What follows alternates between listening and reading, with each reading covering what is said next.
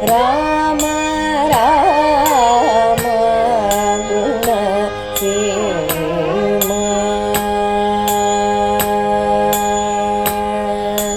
ರಾಮ ರಾಮ ಗುಣ ಸೇಮ.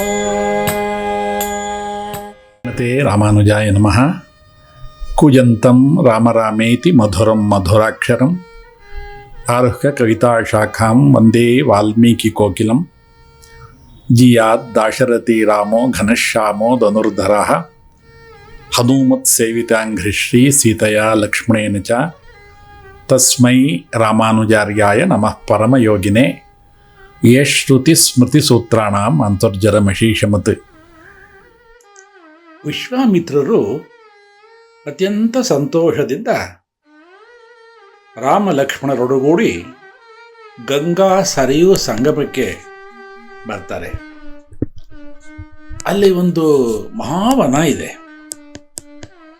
ಅದನ್ನು ಕಂಡಾಗ ರಾಮ ವಿಶ್ವಾಮಿತ್ರರನ್ನ ಕೇಳ್ತಾನೆ, ಇದು ಯಾರ ಆಶ್ರಮ ಮಹರ್ಷಿಗಳೇ? ಅದಕ್ಕೆ ಅವರು ಉತ್ತರವಾಗಿ ಹೇಳ್ತಾರೆ, ರಾಮ, ಇಲ್ಲಿ ಪಾರ್ವತಿಯನ್ನ ಮದುವೆಯಾಗುವ ಒಂದು ಸಂಕಲ್ಪವನ್ನು ಇಟ್ಕೊಂಡು ಪರಮಶಿವ ಇಲ್ಲಿ ತಪಸ್ಸು ಮಾಡ್ತಾ ಇದ್ದ. ಈ ತಪಸ್ಸನ್ನ ಕೆಡಿಸಬೇಕು ಅಂತ ಹೇಳಿ ಮನ್ಮಥ ಬಂದ. ಮನ್ಮಥನನ್ನ ನೋಡಿ ಪರಮಶಿವ ತನ್ನ ಮೂರನೆಯ ಕಣ್ಣಿನಿಂದ ಅವನನ್ನು ಸುಟ್ಟು ಹಾಕ್ಬಿಟ್ಟ. ಅಂದಿನಿಂದ ಅವನು ಮನ್ಮಥ ಅನಂಗನಾದ. ಆದ್ದರಿಂದ ಈ ಸ್ಥಳಕ್ಕೇನಾಯಿತು, ಅಂಗದೇಶ ಅಂತ ಹೆಸರು ಬಂತು. ಇದು ಮಾತಾಡ್ತಾ ಇದ್ದಾಗ ಅಲ್ಲಿದ್ದಂತಹ ಮಹರ್ಷಿಗಳೆಲ್ಲ ನೋಡಿ ಆಶ್ರಮದಿಂದ ಹೊರಕ್ಕೆ ಬರ್ತಾರೆ. ಬಂದು ನೋಡಿದ್ರೆ ವಿಶ್ವಾಮಿತ್ರರು ಬಂದಿದ್ದಾರೆ. ವಿಶ್ವಾಮಿತ್ರರ ಜೊತೆ ರಾಮ ಲಕ್ಷ್ಮಣರು ಬಂದಿದ್ದಾರೆ. ಅವರಿಬ್ಬರನ್ನ ಆನಂದವಾಗಿ ನೋಡಿ ಎಲ್ಲರನ್ನ ಪೂರ್ವಕವಾಗಿ ಆ ಪ್ರದೇಶಕ್ಕೆ ಅವರು ಸ್ವಾಗತ ಮಾಡ್ತಾರೆ. ಆ ರಾತ್ರಿ ಅಲ್ಲೇ ತಂಗಿದ್ದು ಗಂಗಾ ಮತ್ತು ಸರಯು ಮತ್ತು ಗಂಗಾ ಸಂಗಮದ ಸ್ಥಳದಲ್ಲಿ ತಂಗಿದ್ದು ಆ ಗಂಗಾ ನದಿಯನ್ನು ದಾಟಿ ಅವರ ದಕ್ಷಿಣ ತೀರವನ್ನು ಅವರು ಮುಟ್ತಾರೆ. ಈ ರಾಮಾಯಣದ ಸೊಬಗಿದೆಯಲ್ಲ, ಇದರಲ್ಲಿ ಎಲ್ಲ ಕಡೆ ನದಿ, ಉಪನದಿಗಳು, ನದಿಯ ಸಂಗಮ, ಅನುಷ್ಠಾನ, ಪ್ರಕೃತಿ, ಹೀಗೆ ಇದೆಲ್ಲದರ ವರ್ಣನೆಯನ್ನು ಅದ್ಭುತವಾಗಿ ವಾಲ್ಮೀಕಿ ಮಹರ್ಷಿಗಳು ಮಾಡ್ತಾರೆ. ಇಂದೂ ಸಹ ನಾವು ಇಂಥ ಪ್ರದೇಶಗಳಿಗೆಲ್ಲ ಭೇಟಿ ಕೊಟ್ಟರೆ, ರಾಮ ಅನುಯಾತ್ರೆ ಅಂತ ಮಾಡಿ ಹೋಗ್ತಾರಲ್ಲ, ಆ ಯಾತ್ರೆಗಳಿಗೆಲ್ಲ ಹೋದಾಗ ಇವತ್ತಿಗೂ ನಾವು ರಾಮಾಯಣದ ಅನುಭವವನ್ನು ಅಲ್ಲಿ ಮಾಡಬಹುದು. ಈ ಅಂಗದೇಶದಲ್ಲಿ ಪಾಪದ ಸಂಪರ್ಕವೇ ಇರೋದಿಲ್ಲ. ಇಲ್ಲಿರುವಂಥ ಋಷಿ ಮುನಿಗಳೆಲ್ಲ ಪಾಪ ಮುಕ್ತರಾಗಿ ಶುದ್ಧಾತ್ಮರಾಗಿ ಇಲ್ಲಿ ತಪಸ್ಸನ್ನು ಮಾಡ್ತಾ ಇರ್ತಾರೆ. ಇಂತಹ ಕ್ಷೇತ್ರದಲ್ಲೇ ರಾತ್ರಿ ವಿಶ್ವಾಮಿತ್ರರು ರಾಮ ಲಕ್ಷ್ಮಣರೊಡನೆ ಅಲ್ಲೇ ವಿಶ್ರಮಿಸ್ಕೊಳ್ತಾರೆ. ಮುಂದೆ ಬೆಳಗ್ಗೆ ಎದ್ದು ಸ್ನಾನಾನುಷ್ಠಾನಗಳನ್ನೆಲ್ಲ ಮುಗಿಸಿ ಅವರು ಒಂದು ಭಯಂಕರವಾದಂಥ ಕಾಡನ್ನು ಪ್ರವೇಶ ಮಾಡ್ತಾರೆ. ಅವರನ್ನು ಈ ಪ್ರದೇಶದಿಂದ ಗಂಗಾ ನದಿಯನ್ನು ದಾಟೋದಕ್ಕೋಸ್ಕರ ಋಷಿಮುನಿಗಳೆಲ್ಲ ಒಳ್ಳೆಯ ದೋಣಿಯ ವ್ಯವಸ್ಥೆಯನ್ನು ಮಾಡಿರ್ತಾರೆ. ರಾಮ ಲಕ್ಷ್ಮಣರಿಗೆ ಆನಂದ ಆಗುತ್ತೆ. ಅದುವರೆಗಿಂಥ ಅನುಭವವೇ ಅವರಿಗೆ ಆಗಿರೋದಿಲ್ಲ. ಆ ಗಂಗಾ ನದಿ, ಸರಿಯ ನದಿಯಲ್ಲಿ ಹೋಗುವಾಗ ಆನಂದವಾಗಿ ವಿಶ್ವಾಮಿತ್ರರೊಡನೆ ಹೋಗ್ತಾ ವಿಶ್ವಾಮಿತ್ರರು ಇವರಿಗೆ ಆಯಾಯ ಪ್ರದೇಶದ ಕಥೆಗಳನ್ನೆಲ್ಲ ಹೇಳ್ಕೊಂಡು ಹೋಗ್ತಾರೆ. ನಾವು ಹಾಗೆ ಮಾಡಬೇಕು. ಮಕ್ಕಳಿಗೆ ಪ್ರತಿನಿತ್ಯ ಒಂದಲ್ಲ ಒಂದು ರಾಮನ ಕಥೆಯೋ, ಕೃಷ್ಣನ ಕಥೆಯೋ, ಪ್ರಹ್ಲಾದನ ಕಥೆಯೋ ಒಂದೊಂದೊಂದನ್ನು ನಾವು ಹೇಳ್ತಾ ಇದ್ದರೆ ಮಕ್ಕಳ ಮೇಲೆ ಅದು ಒಂದು ಒಳ್ಳೆಯ ಪರಿಣಾಮವನ್ನು ಮಾಡುತ್ತೆ. ಈ ಅರಣ್ಯ ಪ್ರದೇಶ ಮಾಡ್ತಾರೆ. ಇದು ನಿರ್ಜನವಾದಂಥ ಪ್ರದೇಶ, ಇದು ಮಹಾರಣ್ಯ. ಇದನ್ನು ನೋಡಿದಾಗ ರಾಮ ವಿಶ್ವಾಮಿತ್ರನ ಕೇಳ್ತಾನೆ, ಮುನಿಗಳೇ, ಇದು ಯಾವ ಪ್ರದೇಶ ಇದು ಅಂತ. ಆಗ ವಿಶ್ವಾಮಿತ್ರರು ಕತೆ ಶುರು ಮಾಡ್ತಾರೆ. ನಾನು ಅವತ್ತೇ ಹೇಳಿದ್ನಲ್ಲ, ಕತೆ ಒಳಗಡೆ ಕತೆ, ಕತೆ ಒಳಗಡೆ ಕತೆ ಇದು. ಹಿಂದೆ ದೇವಾಸುರರು ಯುದ್ಧದಲ್ಲಿ ಇಂದ್ರ ವೃತ್ರಾಸುರನನ್ನು ಕೊಂದ. ಅದರಿಂದ ಅವನಿಗೆ ಬ್ರಹ್ಮಹತ್ಯೆ ದೋಷ ಬಂತು. ಅದರ ಜೊತೆಗೆ ಅವನಿಗೆ ಹುಚ್ಚು ಹಸಿವು ಶುರುವಾಗ್ಬಿಡ್ತು. ಆಗ ದೇವತೆಗಳೆಲ್ಲ ಸರಿ ಏನು ಮಾಡ್ತಾರೆ ಅಂದರೆ, ಅವನನ್ನು ಈ ಪ್ರದೇಶಕ್ಕೆ ಕರ್ಕೊಂಡು ಬಂದು ಮಂತ್ರಪೂರ್ವಕವಾಗಿ ಅವನಿಗೆ ಅವಭೃತ ಸ್ಥಾನವನ್ನು ಮಾಡಿಸಿ ಇವನಿಗೆಲ್ಲ ರೀತಿಯ ಶುದ್ಧೀಕರಣ ಮಾಡ್ತಾರೆ. ಇಂದ್ರನಿಗೆ ಬ್ರಹ್ಮಹತ್ಯೆ ದೋಷ ಹೋಯಿತು. ಅದರಿಂದ ಇಂದ್ರ ತುಂಬ ಸುಪ್ರೀತನಾದ. ಅದರಿಂದ ಈ ಪ್ರದೇಶಕ್ಕೆ ಮಲದ ಕರುಷ ಅಂತ ಹೆಸರನ್ನು ಇಡ್ತಾರೆ. ಈ ಪ್ರದೇಶ ಸರ್ವ ಸಮೃದ್ಧಿಯಾಗಿರಲಿ ಅಂತ ಮುನಿಗಳೆಲ್ಲ ಆಶೀರ್ವಾದ ಮಾಡ್ತಾರೆ. ಈ ಪ್ರದೇಶದಲ್ಲಿ ಕಾಲಕ್ರಮದಲ್ಲಿ ಒಬ್ಬಳು ರಾಕ್ಷಸಿ ಬಂದು ಸೇರ್ಕೊಂಡ್ಬಿಡ್ತಾಳೆ. ಇಲ್ಲಿಗೆ ಬಂದು ಇಡೀ ಈ ಪ್ರದೇಶವನ್ನೆಲ್ಲ ಅವಳು ಆಕ್ರಮಿಸ್ಕೊಂಡ್ಬಿಡ್ತಾಳೆ. ಅವಳ ಹೆಸರೇ ತಾಟಕಿ ಅಂತ. ಇವಳು ಸುಕೇತ ಯಕ್ಷನ ಮಗಳಿವಳು. ಬ್ರಹ್ಮನ ವರದಿಂದ 10,000 ಆನೆಯ ಬಲ ಇವಳಿಗಿರುತ್ತೆ. ಅವಳನ್ನು ಸುಂದ ಎಂಬುವನಿಗೆ ಮದುವೆ ಮಾಡಿಕೊಡ್ತಾಳೆ. ಆ ತಾಟಕಿಯ ಮಗನೇ ಅತ್ಯಂತ ಬಲಾಢ್ಯನಾದಂತಹ ರಾಕ್ಷಸ ಮರೀಚ.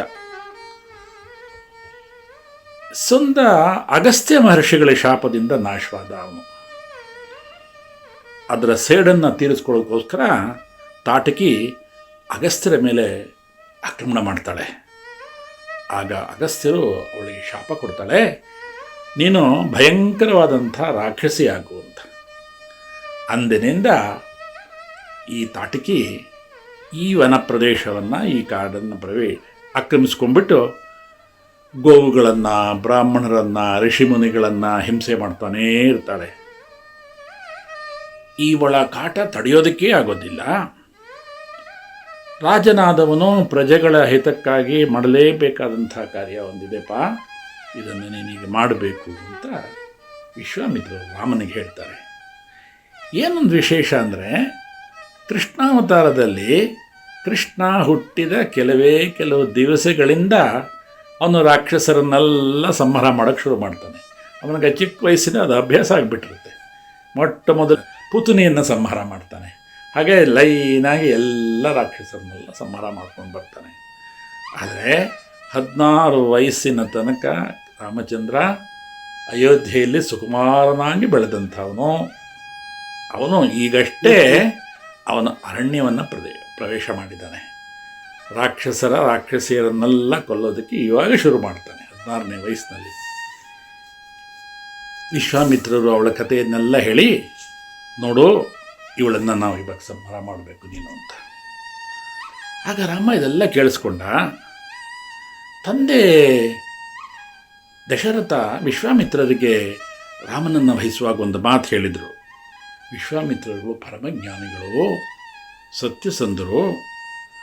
ಅವರು ನಿನಗೇನು ಆಜ್ಞೆಯನ್ನು ಮಾಡ್ತಾರೆ ಆ ಆಜ್ಞೆ ಧರ್ಮಕ್ಕನುಗುಣವಾಗಿರುತ್ತೆ.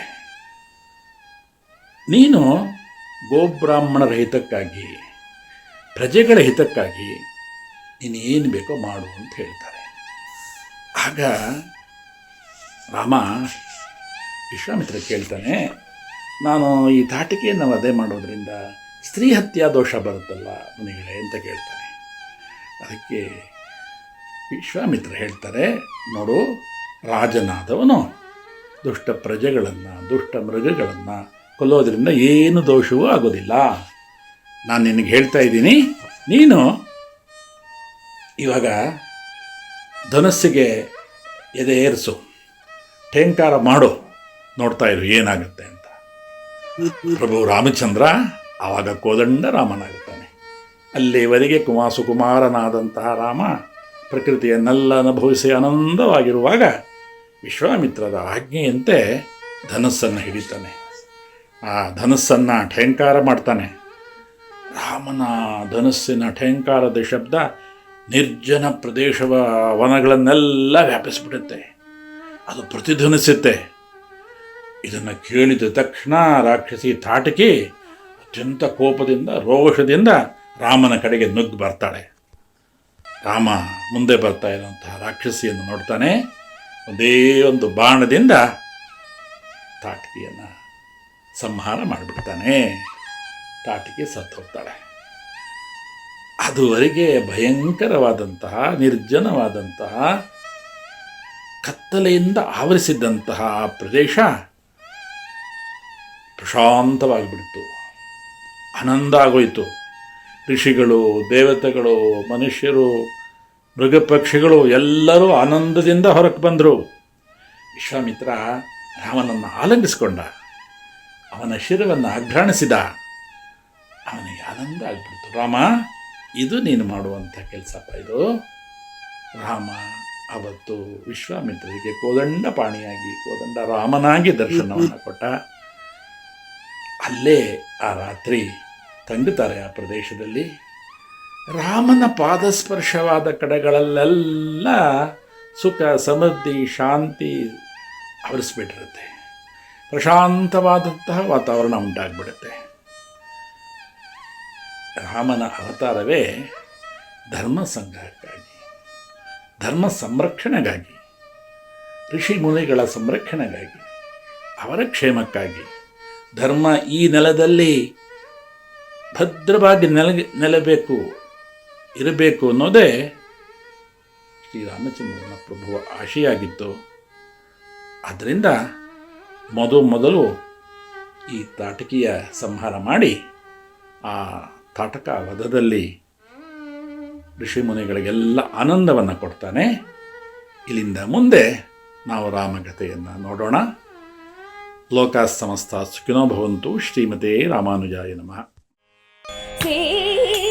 ರಾಮ ರಾಮ ಗುಣ